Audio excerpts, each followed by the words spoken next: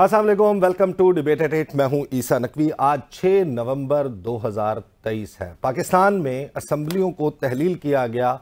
9 और 10 अगस्त की दरमियानी रात वज़ीर-ए-आज़म पाकिस्तान ने असम्बली तहलील करने की समरी भेजी और आज गिनती के एतबार से 90 दिन पूरे हो जाएंगे रात के 12 बजे, और 12 बजे के बाद गुजरने वाला हर पल पाकिस्तान में आइन शिकनी तसव्वुर होगा। आइन से इनहराफ कर लिया जाएगा। पाकिस्तान में आम इंतखाबात आइन के आर्टिकल 224 के तहत 90 दिन में होना होते हैं, लेकिन अब ये इंतखाबात 90 दिन के अंदर नहीं हो रहे। इसका जिम्मेदार कौन है? सिर्फ ये कह देना, रिमार्क्स दे देना, कमेंट्स पास कर देना काफ़ी है कि फ़लाँ जिम्मेदार है या फ़लाँ, लेकिन साल 2023 वो साल है जिसको पाकिस्तान की आइनी और कानूनी तारीख का शायद स्याह तरीन साल कहा जाएगा, क्योंकि जिस बेतरीक़ तरीके से पाकिस्तान के आइन को कुचला गया, मसला गया, रौंदा गया इस साल में, और उसके लिए नए नए जवाज़ घड़े गए, जस्टिफिकेशंस तलाश की गई, और ये कहा गया कि 90 दिन में इंतखाबात होना इस वजह से ज़रूरी नहीं है कि 21 अरब रुपए मौजूद नहीं है, इस वजह से होना ज़रूरी नहीं है कि सिक्योरिटी मौजूद नहीं है, इस वजह से होना ज़रूरी नहीं है कि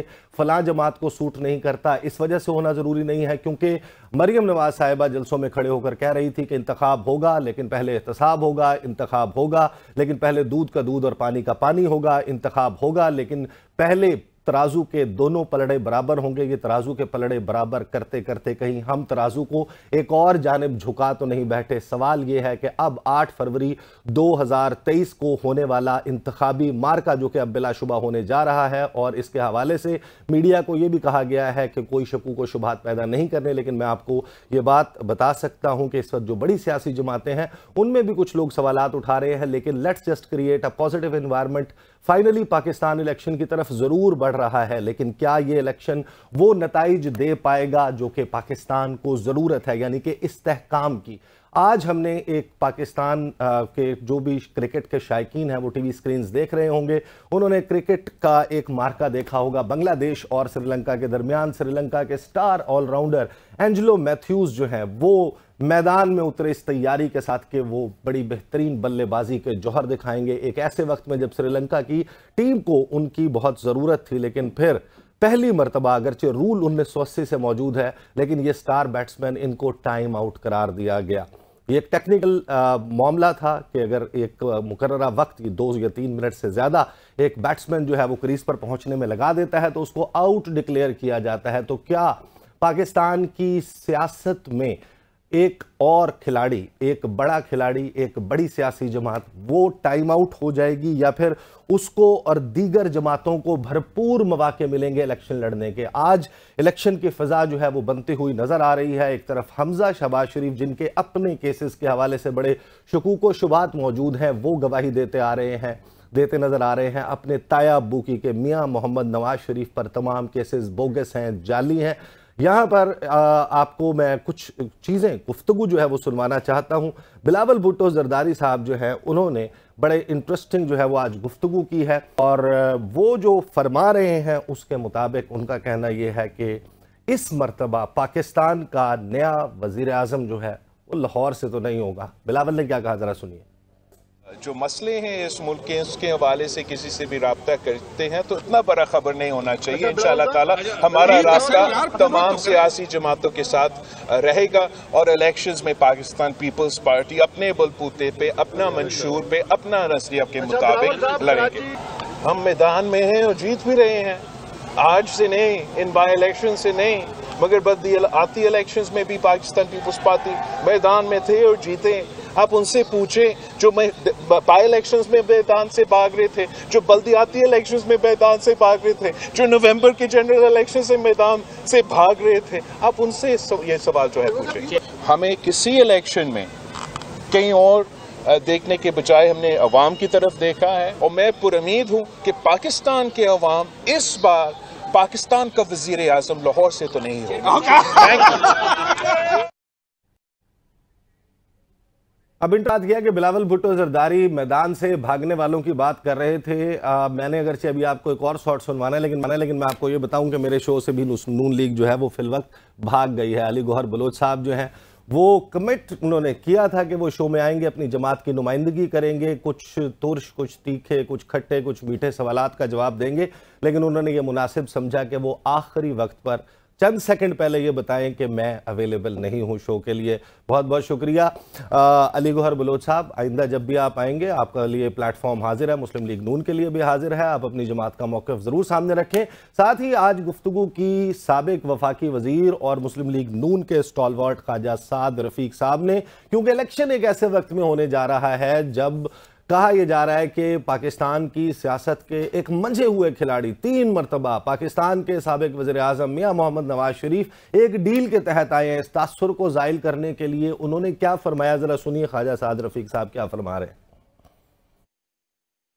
कोई डील वील नहीं है। क्या नवाज शरीफ साहब की मुकद्दर में यह लिखा हुआ है कि सारी ज़िंदगी वो जलावत नहीं काटेंगे? जलावत नहीं होनी। और अगर झूठे मुकदमात बनेंगे तो क्या उन मुकदमात ने कभी ख़त्म नहीं होना? आखिर कोई एंड होना चाहिए किसी चीज़ का। एक आदमी की 11.5-12 साल की यार जलावत नहीं है, 3.5-4 साल की कैद है, और क्या लेना इसमें से, क्या निकालना हो रहा है? इसलिए कोई डील नहीं है। नवाज शरीफ साहब ने वापस ही आना था और ये बिल्कुल अप्रोप्रिएट टाइम है उनके वापस आने का। प्रोड्यूसर साहब, अगर ख्वाजा साद रफ़ीक साहब का वो सॉर्ट भी मौजूद है जिसमें वो ये फरमा रहे हैं कि लेवल प्लेइंग फील्ड होगी और सबको मिलनी चाहिए, और वो जरा सुनवा दें, फिर वो भी लोगों को सुनवा दीजिए। अब फिर एक इलेक्शन आ गया है, सबको लड़ना चाहिए, सबका इंतखाबी निशान बैलेट पेपर के ऊपर होना चाहिए। और अगर कोई जेल में है तो अदालत को उसके साथ जो भी इंसाफ का मामला है वो करना चाहिए। हमें कोई एतराज़ नहीं है, हमने मैदान में मुकाबला करना है। किसी के भी हाथ पांव बंधे नहीं होने चाहिए, ना हम इसके हामी हैं ना हम इसकी हिमायत करते हैं। इसीलिए मैंने ये बात पहले कह दी है कि अगर किसी ने तोशा खाने में वारदात की है, साइफर के बुनियाद पे एक साजिश की है, या 9 मई के वाक़यात में कोई मुलव्वस है, तो अदालती निज़ाम से रिलीफ ले।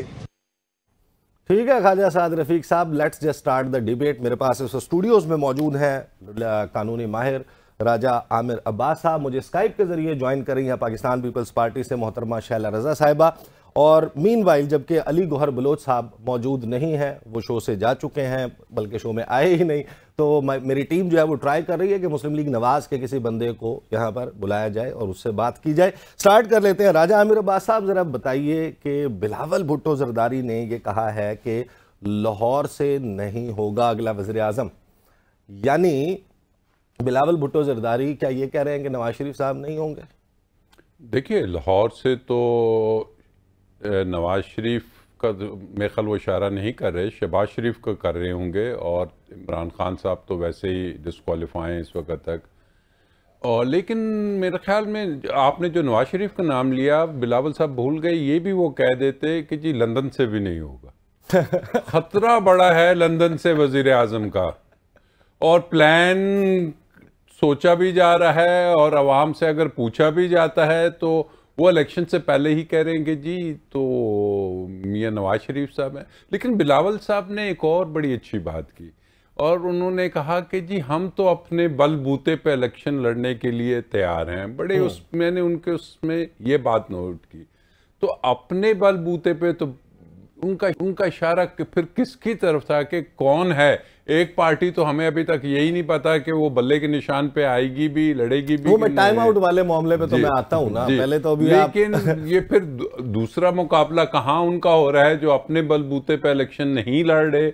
और पीपल्स पार्टी को मैं सुनता आ रहा हूँ, वो लेवल प्लेइंग की भी बड़ी उनका बड़ा स्टांस तेज हो रहा है कि जी ये नहीं दी जा रही लेवल प्लेइंग फील्ड।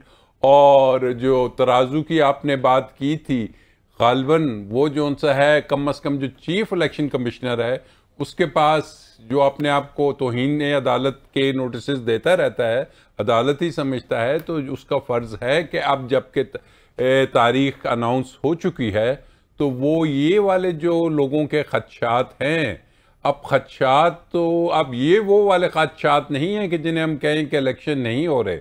इलेक्शन हो रहे हैं यकीनी तौर पे, लेकिन ये जो लेवल प्लेइंग के खदशात हैं इनको अगर एड्रेस नहीं किया जाता ईसा, तो फिर जो आपने एक बात की कि स्टेबिलिटी की, वो फिर अगर पीपल्स पार्टी ये कह रही है, और फिर आगे चल के आपके शो में बात करेंगे बीएनपी क्या कह रही है, आज उसने महमूद खान अचकजई ने क्या बात कर दी, जमात इस्लामी की तरफ से क्या बात हो रही है, पीटीआई तो कर ही रही है अपनी तरफ से। तो दीज ऑल फैक्टर्स जो से हैं ये कॉन्स्टिट्यूट करते हैं। इलेक्शन सिर्फ एक तारीख का नाम नहीं या एक पोलिंग डे का नाम नहीं, इलेक्शन एक प्रोसेस का नाम है, एक ऐसी चीज़ का नाम है कि जिसमें आपने अवाम के पास अपना पैगाम लेके जाना है और अवाम को आपने इलेक्शनिंग करनी है, आपने कैंपेनिंग करनी है और फिर उन्हें आपने कहना है कि अब आप डिसाइड कीजिए कि आपने किसको हुकूमत देनी है।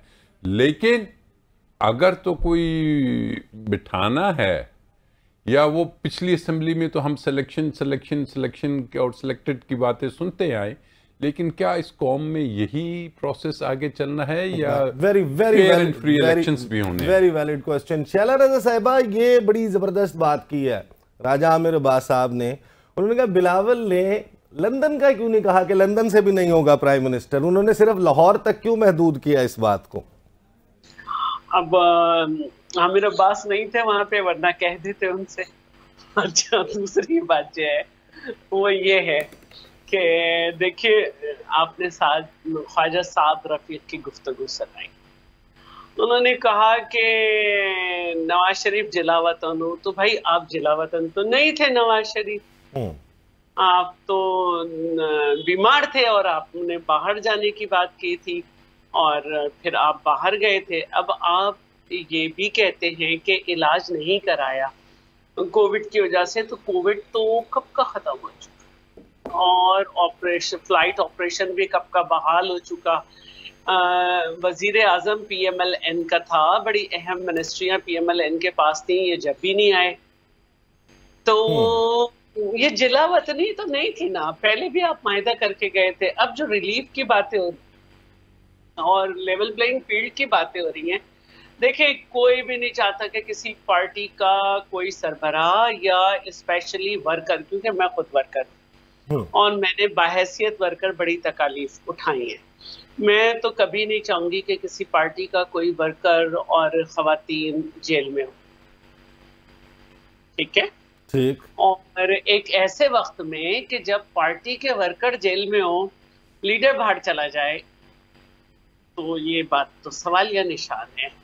और अगर हम पहले देखें तो वो तो कहते हैं कि सबसे बहादुर, अगर पाकिस्तान की शायद सियासत की तारीख में अगर कोई बहादुर लीडर आया है जिसने आमिर की आंखों में आंखें डाल के देखा है, जो ना कभी डरा है, ना झुका है, ना बिका है, देर पा पायदार गारंटी शुदा, वो तो मियां मोहम्मद नवाज शरीफ है।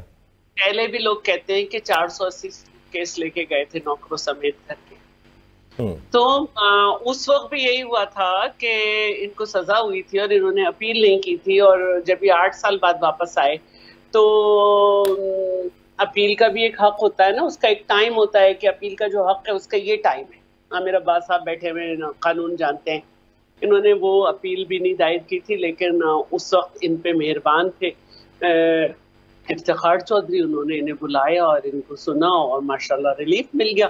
अब मैं तो बिल्कुल भी कानून नहीं जानती, बिल्कुल भी नहीं जानती, मेरे सब्जेक्ट्स ही अलग हैं। मैंने फिजियोलॉजी में मास्टर्स किया है, ऑनर्स में मेरे पास केमिस्ट्री बायोकेमिस्ट्री थी। तो अब आमिर अब्बास साहब बताएंगे, कन्विक्टेड थे नवाज शरीफ साहब और इश्तहारी थे। अब जैसे भी केसेस हों, लेकिन अदालत का तो एक तरीका है ना। सबको मालूम है भुट्टो साहब का जुडिशल मर्डर हुआ था, लेकिन आज तक हम रेफरेंस के लिए इंतजार कर रहे हैं तो उसको सुना जाए। सबको मालूम है कि 8040 से ज्यादा NRO के केसेस थे, चला सिर्फ आसिफ साहब पे, और वही केसेस उठा उठा के जिसका दिल चाहता है ना वो शुरू कर देता है उस पे उनको गिरफ्तार करना। और सब अभी भी PTI के जमाने में भी यही था। तो लेकिन अदालतों के तरीके हैं। ये बात भी सबको मालूम है कि फरियाल साहिबा के वालिद साहब की कंपनी थी जो उनकी वफात के बाद उनके पास आई, उन्होंने उसके ट्रांजैक्शन एक प्राइवेट कंपनी से किया था बैंक के थ्रू 1.5 करोड़ का या 1 करोड़ 40 लाख का, उस पे उनको जेल भुगतनी पड़ रही थी कि क्या हो रहा है क्या। तो ये किसी एक पार्टी पे अताप तो नहीं था। जो भी PTI को अपना मुखालिफ लग रहा था, क्योंकि उनके नजदीक सबसे बड़ा मसला ऑपोजिशन थी, इकोनॉमी नहीं थी, उन्होंने बड़े बदले लिए। तो बदले क्या, उन्होंने चुन चुन के एक्शन उठाए। बदले तो जब होते जब उनके साथ किसी ने कुछ किया होता। तो इसमें अगर आपके साथ भी गलत हो गया तो ऐसा तो बुरा उनके साथ भी हुआ था। हामिद सईद काज़मी के साथ नून लीग के हमारी दौरे हुकूमत में, कि नून लीग के आजम सवाती थे उस वक्त, बाद में वो कहीं और चले गए, कि वो चले गए थे, उन्होंने कुरान पे जाके हलफ उठाया कि मेरे पास सब देंगे हैं। वो 4 साल तक उन्हें ना अदालत ने बुलाया और ना वो खुद गए। हामिद सईद काज़मी जेल में रहे। तो लीडरशिप की क्वालिटी यही होती है कि वो खुद मुश्किल भी सहती है और अपने अवाम को मुश्किल में नहीं छोड़ती। तो आप जिला वतन थे, रिक्वायरमेंट है ब्रेक की, आप दोबारा आए, आपको रिलीफ मिल गया, आप मुलजिम नहीं थे, आप मुजरिम थे, प्रोटेक्टेड बेल भी मिल गई और अपील का खत्म हो गया था आपका, वो भी बहाल हो गया, आपके लोग मिनिस्टर्स बने हुए। तो शैला रज़ा साहिबा, मुझे ब्रेक लेनी है, मैं वापस आऊंगा, आपको मौका मिलेगा।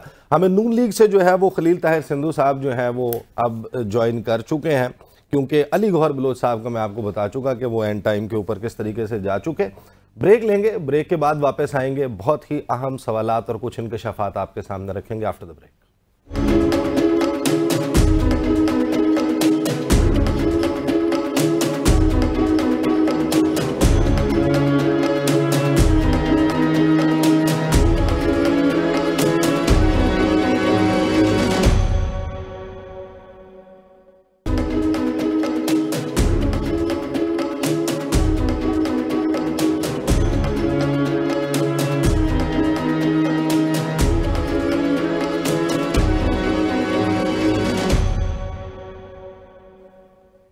Welcome back after the break. Muslim League Noon से हमारे साथ खलील ताहिर सिंधु साहब मौजूद हैं। सिंधु साहब, अस्सलाम वालेकुम। बात यह है कि आपकी जमात इलेक्शन की तैयारी कर रही है, मेरे सामने उनकी स्टेटमेंट्स भी मौजूद हैं। कायद नून लीग नवाज शरीफ की पार्टी रहनुमाओं को हिदायत की तैयारी करें, मंशूर भी आप तैयार कर रहे हैं, पाकिस्तान के अवाम से वादा करेंगे।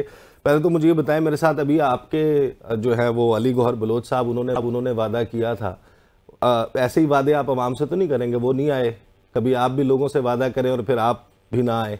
ये तो मुझे तो सर ये भी नहीं पता कि उन्होंने आना था। मैं तो आपका हुक्म आया आपके प्रोड्यूसर। सर आपकी क्या बात है, आप आगे दोस्तों के साथ बैठा हूँ खाने के लिए और सबने खाना छोड़ के बैठे हुए हैं कि बात कर लूं पहले मैं। क्या बात है। तो सर मुझे बताइए क्या तैयारियां चल रही हैं, मुझे बताइए जरा, ये जो पूरा इस वक्त एक मंजरनामा 8 फरवरी।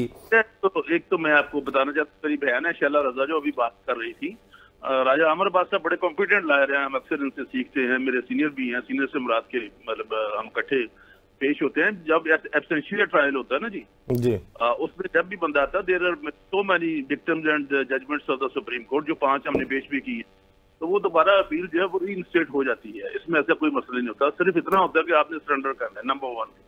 नंबर 2, ये पहली दफा इसको नई जूरिस्प्रूडेंस जजेस ने जिसने भी कायम की है, इश्तिहारी जो करार देना होता है वो ट्रायल कोर्ट ने देना होता है। ये पहली दफा हाई कोर्ट ने इश्तिहारी करार दे दिया, पहले आज तक नहीं हुआ। इसी तरह ये भुट्टो साहब के साथ भी बेइंसाफी हुई थी कि उनको सेशन कोर्ट का मौका नहीं दिया गया था। तो हम सारे तो इस पर रो रहे हैं। शैला बहन कह रही थी कि उनको बड़ा लाडला तो वो है जो बैठा हुआ उधर अपना जेल में और उसको साइकिल मिल गई है, मैकेनिकल साइकिल 2, उसको जेल वाला लाडला है नहीं, दोबारा दादी के आप वर्जिश करते हैं, फिर मुशक्ति मिल गई है, तो लाडला तो वो है, हम तो लाडले नहीं है। हमने तो एक इंसाफ मांगा था, इंसाफ मिल गया, अभी अपीलें तो वहीं पे, हमको बरी तो नहीं हुए सब। बाकी मशहूर जो है मियाँ नवाज शरीफ जो है वो खुशहाली का पैगंबर है, और जब भी आता है मियाँ नवाज शरीफ, जब भी प्राइम मिनिस्टर बनता है, हमेशा पाकिस्तान में तरक्की होती है। आप देखिए 2017 में रोटी 2 रुपए की थी, किसने कर दी 20 रुपए की? किसने नान 25 रुपए का कर दिया? पेट्रोल किसने बढ़ा दिया? सोना किसने बढ़ा दिया? डॉलर किसने बढ़ा दिया? तो ये है बातें सारी। मियाँ नवाज शरीफ मतलब उस पर अल्लाह ताला का शुक्र है। और उस दिन जिसने कोई इख्तलाफी बात की जलसे में, उन्होंने कहा कि मैं हम सब मिलकर चाहते हैं, लेकिन उन लोगों से नहीं जिन्होंने 9 मई को सारा कुछ किया। ये तो नहीं हो सकता कि हमारी फोर्स पे और एम आलम का जो मुजस्समा है उसको बढ़ा दिया जाए, DHQ पे अटैक कर दिया जाए और सिर्फ उनको इसलिए छोड़ दिया जाए कि उन्होंने इलेक्शन लड़ना। ये नहीं हो सकता जी। सर 14,000 अरब आज का फिगर है, गुज़श्ता 1 साल में वो कहते हैं कि कर्ज जो है वो लिया है, और उसमें शहबाज शरीफ साहब का वक्त भी शामिल है। डॉलर जो है उसका स्लाइड, रुपये का स्लाइड और डॉलर का ऊपर जाना, ये भी आप ही के दौरे हुकूमत में ज्यादा हुआ है। ओवरऑल जो खान साहब का इमरान खान थी ना 42 महीने तो वो रहना, कोई एक ईंट लगा दे किसी जगह पे। सर 42 महीने में 18,000 अरब मुल्की कर्जे में इजाफा हुआ, और 16 महीने में 19,200 अरब रुपए मुल्की कर्जे में इजाफा हुआ। सर मैं तो हिसाब किताब वाला आदमी नहीं हूँ, ना मुझे इतने फिगर्स आते हैं। मैं तो सिर्फ ये चाहता हूँ कि मियां नवाज शरीफ आएगा तो आम आदमी का जिस्म और रूह का रिश्ता बरकरार रखना आसान हो जाएगा।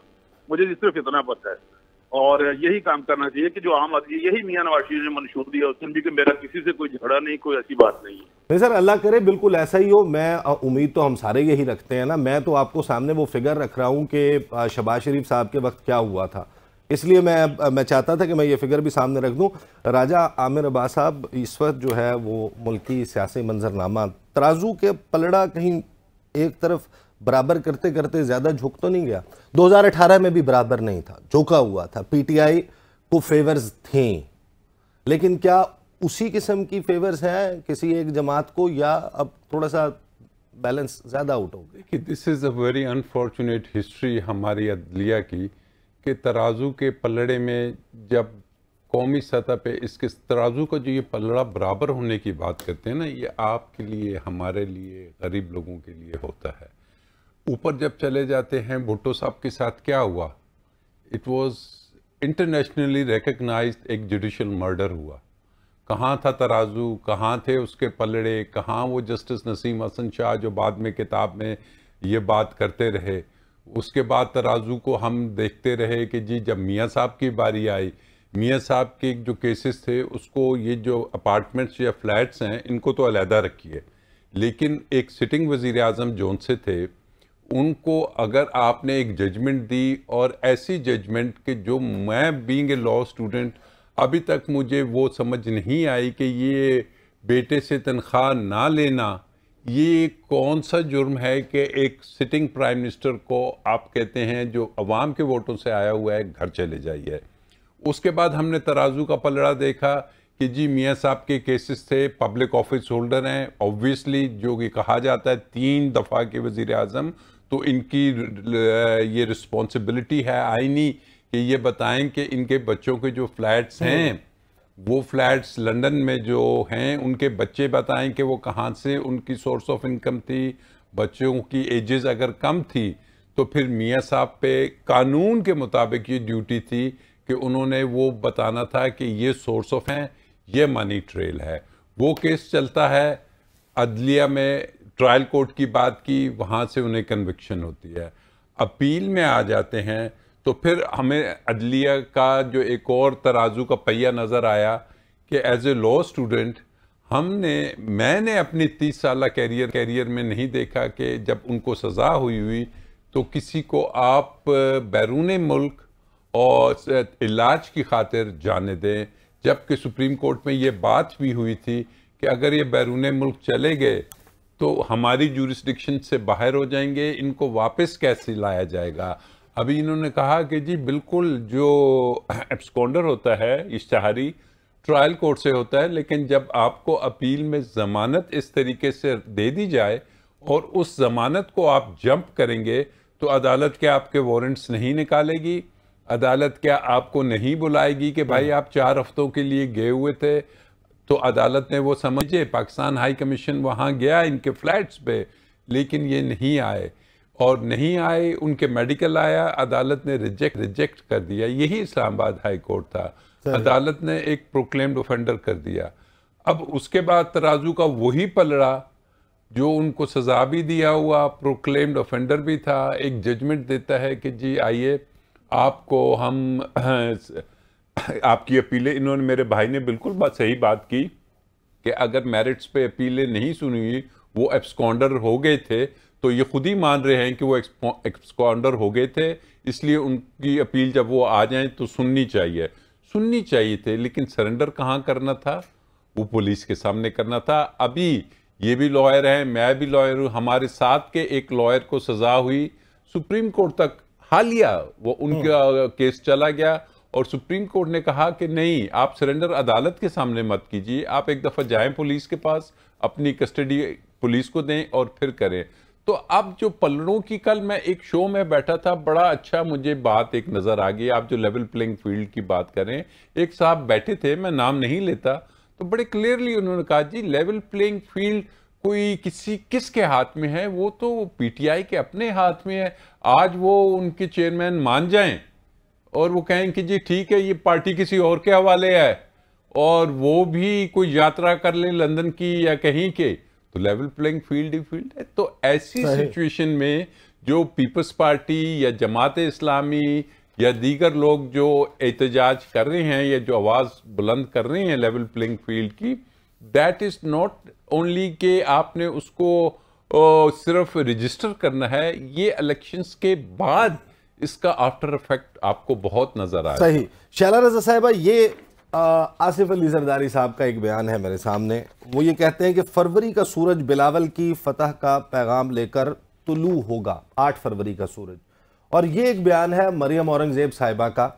वो ये कहती हैं कि पीपल्स पार्टी वाले लेवल प्लेइंग फील्ड का रोना ना रोएं, इलेक्शन फील्ड में आए। पीपल्स पार्टी वाले जो हैं वो एक तरफ कहते हैं लेवल प्लेइंग फील्ड नहीं और दूसरी तरफ कहते हैं क्लीन स्वीप करेंगे। What's your reply? सबसे पहली बात तो ये है कि हम इलेक्शन में जा चुके हैं और जो इलेक्शन में जा रही है पार्टी वो ज़रूर ये दावा करेगी कि जी हमारा हम जीतेंगे। तो हम अगर कर रहे हैं तो हम किसी बुनियाद पे कर रहे हैं। और जब मियां नवाज शरीफ साहब बाहर थे, शहबाज शरीफ अंदर थे, हम मरियम बीबी उस वक्त भी फील्ड में थे। जब हमजा अंदर थे और Hasan Murtaza leader of the opposition का किरदार कर रहे थे, हम उस वक्त भी फील्ड में थे। आपका तो इलाज नहीं हो रहा था, आ जाते, हमने तो कहा था आ जाएं। और हम उस वक्त भी फील्ड में थे जब हमने मोशन ऑफ नो कॉन्फिडेंस पेश की, हमने सारी जमातों को कॉन्फिडेंस में लिया। हम उस वक्त भी फील्ड में थे जब हमने लॉन्ग मार्च निकाली। और हम उस वक्त भी फील्ड में थे जब हमने शाह महमूद को उसके घर जाके हराया। हम उस वक्त भी फील्ड में थे जब हमने अब्दुल हकीम बलोच हमारे जीते। हम उस वक्त भी फील्ड में थे जब अभी हमारे बल्दियाती इलेक्शन हुए। हम इस वक्त भी फील्ड में थे जब कल पीटीआई, जमात इस्लामी और नून लीग का मुश्तरका उम्मीदवार था। और हम हमेशा फील्ड में रहते हैं। और हम उस वक्त भी फील्ड में थे जब आसिफ अली जरदारी साहब के केसेस सिंध में नहीं सुने जा सकते थे, उनको हर पेशी पे इस्लामाबाद आना था। खुर्शीद शाह जेल में थे, फरियाल साहिबा जेल में थी, शर्जील जेल में था, जाखरानी जेल में था, एजाज जाखरानी में।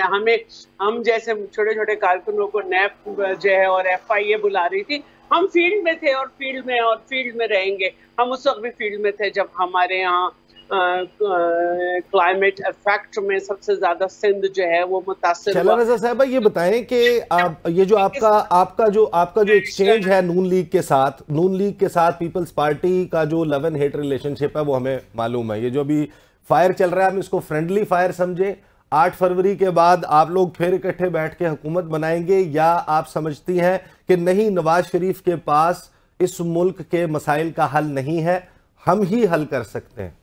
अच्छा, पहली बात तो ये कि अभी नवाज शरीफ और उनकी पार्टी उस फेज में जिसमें वो गला पकड़ते हैं, थोड़े खुश हैं, इसलिए इतने चिबल के बयान आ रहे हैं। वरना मैंने तो बता दिया हम कब फील्ड में थे। चिबल क्या होता है? ये मैंने लफ्ज पहली मर्तबा सुना। ये उर्दू है, आते में तो पता है, चिबलाहट का शिकार है। वो समझ रहे हैं कि उनकी जीत होगी, ऐसा नहीं है। पंजाब ही जीत के दिखा दे तो बात है, और लाहौर में जीत ले तो बात है। तो मैं ये कह रही थी कि हम हमेशा फील्ड में रहते और इंशाल्लाह हम खड़े हैं और खड़े रहेंगे। बीमार हमारे भी कायदीन होते, लेकिन वो जेल से लेते, जेल छोड़ के नहीं जाते, अपने लोगों को छोड़ के नहीं जाते। अगर हम जेल में हैं तो हमारे कायदीन भी जेल में। आप यकीन करेंगे, मैंने इतनी सारी जेल काट ली सिर्फ इस वजह से कि मेरे नुसरत भुट्टो साहिबा भी जेल में, बेगम बीबी बेनजीर साहिबा भी जेल में, जरदारी साहब भी जेल में। और जब मुझे ले जाया जाता था स्पेशल कोर्ट, तो मेरे घर वाले जब बैठा करते थे अदालत में और मैं पहुंचा करती थी, वो कहते थे क्या किसी शेरनी का शिकार करके लाए कि मैं अकेली और इतनी पुलिस। तो सारी हम में इतनी जुर्रत इसलिए होती। शैला साहिबा, मुझे जरा इस पे जवाब लेने दे सिंधु साहब का, जरा फिर मैं आपके पास वापस आता हूं। सिंधु साहब, ये आप लोग चिबल के क्यों बयानात दे रहे हैं? नहीं, हम तो बिल्कुल ये घबरा गए असल में मियां नवाज शरीफ के पाकिस्तान आने पे, और इनको कोई अनजाना खौफ है। खत्म हो जाएगा खौफ इनका इंशाअल्लाह अल्लाह ताला के फजल से 8 फरवरी को, जब ये जो हम चाहते हैं कि जो भी जीते जो भी जमात जीते इलेक्शन फेयर एंड फ्री हो, वो 2018 की तरह ना हो कि 12 बजे तक फ्री और फेयर और उसके बाद फ्री हो जाए। तो बाकी पीपल्स पार्टी से हमारी कोई एनिमोसिटी की फीलिंग नहीं, ना को हमारी एनमिटी है उनसे। अल्लाह ताला खैर करेगा, और बाकी कोई ऐसी बात नहीं, घबराने की बात नहीं। बाकी ये बहन मेरी कह रही थी शैला रजा के लाहौर जीत के दिखाएं, अगर मैं बात ऐसे करूं, मेरी तो कोशिश करता हूँ कि मेरा फैब्रिक ऐसा नहीं है, लेकिन आप देखेंगे ये तो बिला मुकाबला हार जाएंगे, आपको समझ आ जाएगी कि बिला मुकाबला हार गए हैं। ये बिला मुकाबला जीतना तो होता है, ये बिला मुकाबला हारने की आज नई नई टर्म्स जो है ना आप देखेंगे मैंने भी कहा कि बिला मुकाबला ही हारेंगे, बिला मुकाबला हारेंगे। देखिएगा कि आप सिंपल मेजॉरिटी भी नहीं ले सके। चलो ये तो वक्त आएगा तो बहन पता चलेगा ना, अभी आप तो बहुत कुछ कहते हैं, आप तो जा रहे थे और फिर आप बाहर भाग गए, ये तो वक्त आएगा तो पता चलेगा ना। तेल देखें, तेल की धार देखें। और बाकी जो राजा अमर अब्बास साहब ने कहा था एक वक्त वो भी था कि राहुल वार को अपना क्या था साकब नुसार हो कहते ना किसी का यार ना बिछड़े, आप ये गाते हैं पीटीआई वाले किसी का साकब नुसार ना बिछड़े, तो उसको बुला के इन्होंने सुप्रीम कोर्ट का स्पेशल गेट खोल के उसको पेश किया वहां पे। नहीं वो तो साकिब निसार के वक्त नहीं हुआ ना, वो तो उमर अताब बंदयाल साहब के दौर में जो हुआ वो तो अब आप साकिब निसार के खाते में न डालें ना। हाँ, तो बाकी ऐसी कोई बात नहीं, इलेक्शन होगा, फ्री और फेयर होगा, और जो भी पार्टी जीतेगी, पीपल्स पार्टी जीती, हम जीतते हैं, उसको 5 साल का हुकूमत करने का मैंडेट होगा। नहीं सर, आप वाकई में on a very serious note, आपको लगता है कि इस वक्त जो फिजा बनी हुई है तहरीक इंसाफ के हवाले से, या जो पीपल्स पार्टी एतराज़ात कर रही है कि नहीं एक स्पेशल फेवर जो है वो इस वक्त नून लीग को मिल रही है और मियां मोहम्मद नवाज शरीफ को, आपको नहीं लगता कि इस बात में कोई वजन? सर आप कितना बता दें क्या स्पेशल फेवर है? राणा सुनाला को सजाए मौत के मुकदमे में बंद कर देना, 15 किलो हीरा दंड डाल देना, और जिसको बैरिक में था उसमें उसके जो कोई डायबिटिक था तो वहाँ पे चीनी फेंक देना। खत्म नहीं होता सर, ये सारी जिंदगी साथ रहती हैं चीजें। और जो ज़हनी तौर पे जो उनको अपना होता है ना, डिप्राइव होता है इंसान अपनी आज़ादी से, उसको पता होता है। इसी तरह हम तो भुट्टो साहब की भी बात करते हैं कि उनके साथ भी बड़ी सख्त नाइंसाफी हुई थी, तो उनको तो सेशन का ट्रायल ही नहीं दिया गया, और पर्सनल वेंडेटा की वजह से ज़ाल ने तारीखी बदयांती की और उसने उसको सजाए मौत करवा दी। तो ये हमें सबको सियासतदानों को भी मिल बैठकर सोचने की जरूरत है कि किस तरीके से इन चीजों को रोका जा सकता है। बाकी इलेक्शन होगा, डेफिनेट होगा, इलेक्शन के अलावा चारा कोई नहीं है। आप समझते इंटरनेशनल नॉर्म्स हम पूरे नहीं कर सकते अगर इलेक्शन नहीं होता तो जो भी जीतेगा, लेकिन मेरा ईमान है 100% के नवाज शरीफ ही खुशहाली का मेंबर बन के आएगा। सही सही। मुझे ब्रेक पे भी जाना है, कोई कमेंट कर दें शैला साहिबा इस पे कि आप लोग बिला मुकाबला हार जाएंगे। ये कहूंगी कि हमारे मुकाबले पे जो आएंगे ना उनको लग पता जाएगा आपकी दफा। इनके एक लाहौर से मैं उम्मीदवार है, मेरे भाई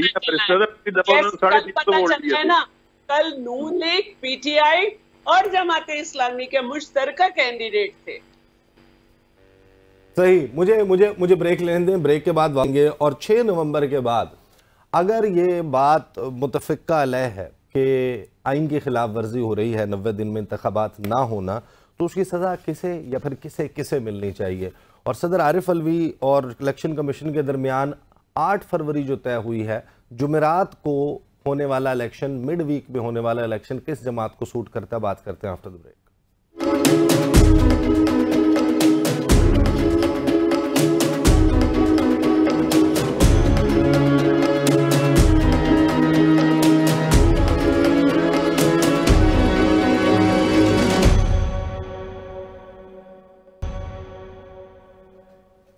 welcome back after the break. Khalil Tahir Sindhu साहब, मुझे बताइएगा कि सदर मुमलिकत और इलेक्शन कमीशन ने इत्तफाक राय से 8 फरवरी की तारीख दी है।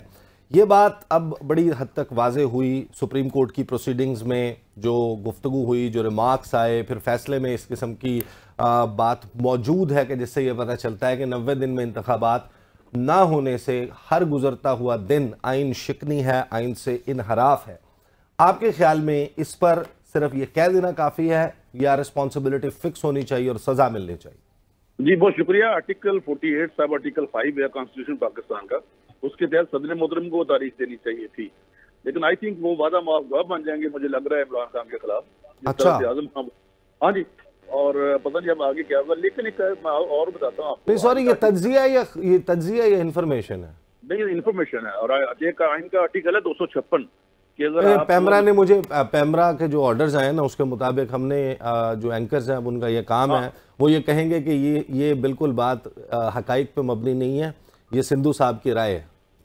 अब आप मेरी राय समझ ले, मैं खुद कह रहा हूँ। अच्छा, दूसरे नंबर पे आइन का आर्टिकल है 256 जी, उसमें ये काम आइन के तहत 90 दिन में होना है और वो नहीं होता तो उसको इनवैलिड करार नहीं दिया जा सकता। ये अगर आप देख लें, राजा साहब भी आपको बता देंगे, राजा अमर अब्बास साहब।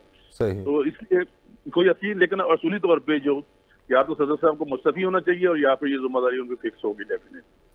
अच्छा, मैं आपके पास वापस आता हूँ, आप जाइएगा मत, मैं एक क्विक कमेंट लेने दें। राजा साहब, डू यू एग्री विद?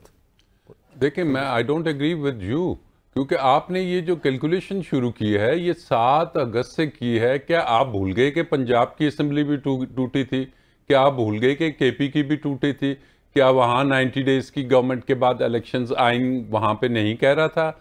वहाँ तो आइन के साथ साथ सुप्रीम कोर्ट की एक जजमेंट भी कह रही थी, एक सुप्रीम कोर्ट का ऑर्डर भी था, तो 2 चीज़ें हो गई थी। उसकी वायलेशन जो सी है, तो अगर सज़ा के अमल ने शुरू होना है तो उस वक़्त की जो हुकूमत थी, जो प्राइम मिनिस्टर थे, जो डिफेंस मिनिस्टर थे, आके कह रहे थे हालात सही नहीं, जो फाइनेंस मिनिस्टर थे इसाक डार साहब, जो आके कहते थे 21 बिलियन नहीं, यही इलेक्शन कमिश्नर थे जो कि कहते थे कि इलेक्शन नहीं हो पाएंगे। तो let it start from there onwards, और फिर ये जाए चाहे सदर ममलिकत। मैं तो आपके शो में कह चुका हूँ, I think I was the first premier जो कहता था कि 48(5) के तहत जो पहला काम कैबिनेट की 16-17 अगस्त का जी फॉर्मेशन के बाद दूसरा काम सदर ममलिकत को चाहिए कि वो तारीख दें। लेकिन उसके साथ साथ ये जो इलेक्शन कमिश्नर साहब हैं, जिनको बुलाया गया था इसी पर्पस के लिए, तारीख के देने के लिए, तो इन्होंने कहा कि जी हम कोई ज़रूरत महसूस नहीं करते कि सदर ममलिकत के पास जाएं। वो जो उस वक्त के लॉ मिनिस्टर थे जो कहते थे कि जी इलेक्शन एक्ट 2017 की सेक्शन 56 के तहत ये पावर्स अब इलेक्शन कमिश्नर के पास हैं। वो जो तमाम सियासतदान ये बातें करते थे आप ही के मीडिया पे, तो it should travel like this. सदर आरिफ अलवी ने अपने लीगल जो एड्स हैं उनसे पूछ लिया, उन्होंने लॉ मिनिस्ट्री से पूछ लिया। हम अपने प्रोग्राम्स में ये भी कहते थे आर्टिकल 186 सदर को ये कहता है कि अगर कोई क्वेश्चन ऑफ लॉ है, आपने राय लेनी है, आप सुप्रीम कोर्ट ऑफ पाकिस्तान से ले सकते हैं। सदर ने वो भी नहीं किया। देखिए जी, मैं तो समझता हूँ इस पर राय की बात ही नहीं थी। ये कोई ऐसा जिसको हम कहें कि कोई ट्रबलिंग क्वेश्चन नहीं था। It was a clear mandate given in the constitution. और सदर ममलिकत साहब को आइन तो मेरे ख्याल बिल्कुल वो ओथ भी पढ़ते हैं, आइन भी देखते हैं। और न सिर्फ ये एक चीज़, और एक और 2 चीज़ जो सी थी उस पर भी मैं उनसे मुत्तफिक नहीं हूँ। वो जो 2 एक्ट्स आए थे, आर्मी एक्ट और जो ये था सीक्रेट इसका एक्ट जो सा था, ऑफिशियल अमेंडमेंट आई थी ऑफिशियल सीक्रेट्स एक्ट की, इन दोनों पे उनके अगर दस्तखत उन्होंने नहीं किए थे तो उन्होंने नोट लिख के उसी दिन वापस भेजना था।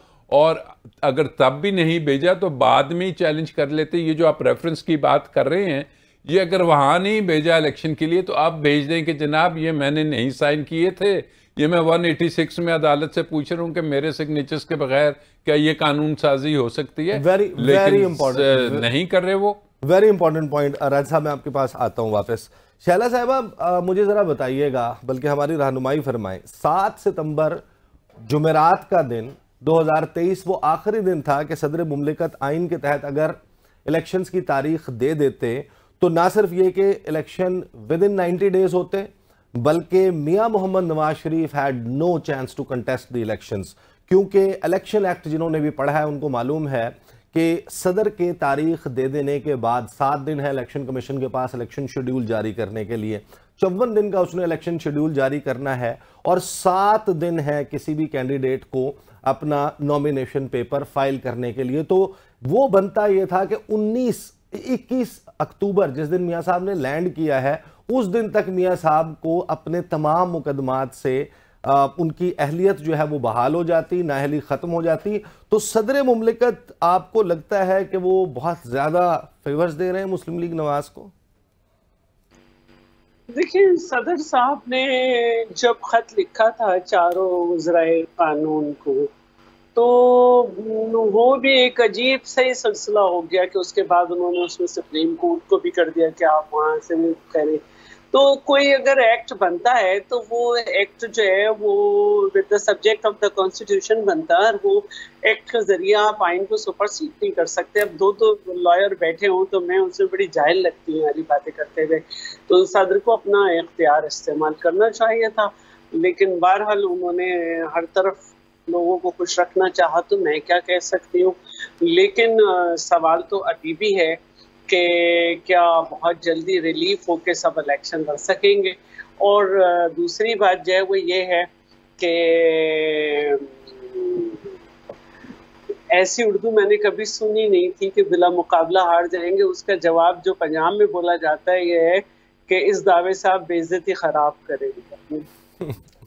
अच्छा, मुझे ये बताइए, एज अ पॉलिटिकल वर्कर, मेरी बाकी भी कुछ लोगों से बात हुई, हमने देखा सुप्रीम कोर्ट ऑफ पाकिस्तान में इलेक्शन कमीशन के वकील सजील सवाती साहब ने कहा कि 11 फरवरी बरोज़ इतवार इलेक्शन कमीशन तैयार है इलेक्शन करवाने के लिए। उन्होंने भेज दिया कि आप सदर साहब से जाकर मुशावरत करें और इसको फाइनल कर लें। सदर के पास गए, 4 फरवरी की डेट भी सुना है कि सामने थी, वो भी इतवार का दिन था। 28 जनवरी भी गालिबन इतवार का दिन था, वो भी सामने थी। और 11 फरवरी, 8 फरवरी की डेट आई, जुमेरात का दिन। छुट्टी नहीं होती, आगे भी छुट्टी नहीं होती, एक दिन पहले भी छुट्टी नहीं होती। जो प्राइवेट मुलाजमत करने वाला बंदा है उसको कोई इस तरीके से नहीं ट्रांसपोर्ट मिलेगी या नहीं। मैं अगर इस्लामाबाद में जॉब करता हूँ, एक प्राइवेट जॉब करता हूँ, मेरा घर अगर लेट्स जैसे गुजरात में है, तो मैं तो इलेक्शन पे वोट कास्ट करने नहीं जा सकता। और ये सबको मालूम है कि जितना टर्नआउट ज़्यादा होगा नून लीग को उसका नुकसान होगा।